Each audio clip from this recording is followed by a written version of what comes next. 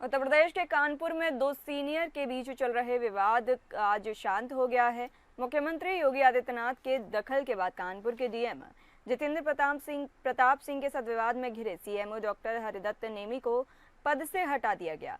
हटाए जाने के बाद सीएमओ नेमी ने डीएम पर गंभीर आरोप लगाए। उन्होंने जाति सूचक शब्दों का प्रयोग करने और मारपीट जैसे संगीन आरोप लगाए हैं। सस्पेंड हुए सीएमओ डॉक्टर हरिदत्त नेमी ने जिलाधिकारी जितेंद्र प्रताप पर कई गंभीर आरोप लगाए हैं। उन्होंने कहा कि डीएम मीटिंग में जाति सूचक गालियां देते थे। डॉक्टर नेमी के अनुसार मीटिंग के दौरान मेरे सिर पर डीएम ने थप्पड़ मारा। उन्होंने ये भी आरोप लगाया कि सीबीआई से चार्जशीट राजेश शुक्ल का पेमेंट रोकने पर डीएम ने षड्यंत्र रचा। उनका कहना है कि सामान नहीं देने के कारण पेमेंट रोका गया था, लेकिन डीएम लगातार पेमेंट करने का दबाव बना रहे थे। डॉक्टर नेमी ने बताया कि उन्होंने सामान का बैच अलग होने की जानकारी चिट्ठी लिखकर डीएम जितेंद्र प्रताप को दी थी। डॉक्टर हरिदत्त नेमी ने यह भी कहा कि एसएफओ वंदना सिंह फोन करके और चिट्ठी लिखकर राजेश शुक्ल को पेमेंट करने का दबाव बनाती थी। उन्होंने दावा किया कि उन्हें साजिश के तहत फंसाया गया है। डॉक्टर नेमी के अनुसार डीएम उन पर लगातार सिस्टम में आने का दबाव बनाते थे, जिसकी शिकायत उन्होंने प्रमुख सचिव को मेल और व्हाट्सएप पर दी थी।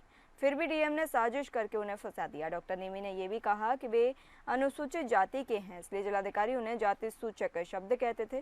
गौरतलब है कि डीएम जितेंद्र प्रताप सिंह ने फरवरी महीने में सीएमओ डॉक्टर हरिदत्त नेमी के दफ्तर पर छापेमारी की थी। इसमें सीएमओ समेत बड़ी संख्या में अधिकारी बिना सूचना गैर हाजिर मिले थे।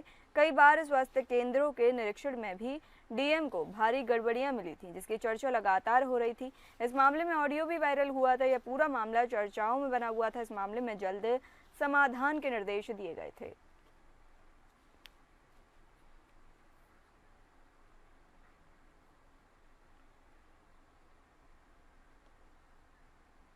पिछले लंबे टाइम से मेरे साथ चल ही रहा था, और जो पिछले 6 महीने से जो मेरे साथ बार बार मेरी जो बेइज्जती की जा रही थी, हर मीटिंग में डीएम साहब मुझे जो उल्टे सीधे शब्द, जाति सूचक शब्द के साथ उल्टे सीधे शब्द बोलते थे। अभी ये लड़की खड़ी है तो मैं वो बोलना नहीं चाह रहा, जो मेरे को बोला जाता था तुम्हारे ट्रांसफ़र करा देंगे, सस्पेंड करा देंगे, इस तरह की लैंग्वेज मुझे बोली जाती थी। और हर मीटिंग में मेरे साथ फिजिकल भी हुआ। एक बार मीटिंग में मेरे सर के पीछे लगा के हाथ पुश भी किया। शुरू से ही मुझे समझ ही नहीं आया कि ऐसा क्यों कर रहे हैं। तो हम ये कहना चाहते हैं कि हम लोग प्रतिक्रिया इसमें एक दर्शक की है, और वो दर्शक वो आम आदमी जो अपने आप को इस पूरी लड़ाई में ठगा महसूस कर रहा है, जो इन दो पार्टों के बीच में पिस रहा है, और कहीं ना कहीं ये इंगित करता है कि सरकार जो अपने आप को भ्रष्टाचार पे जीरो टॉलरेंस का दावा करती है, वो किस प्रकार से भ्रष्टाचार में लिप्त है।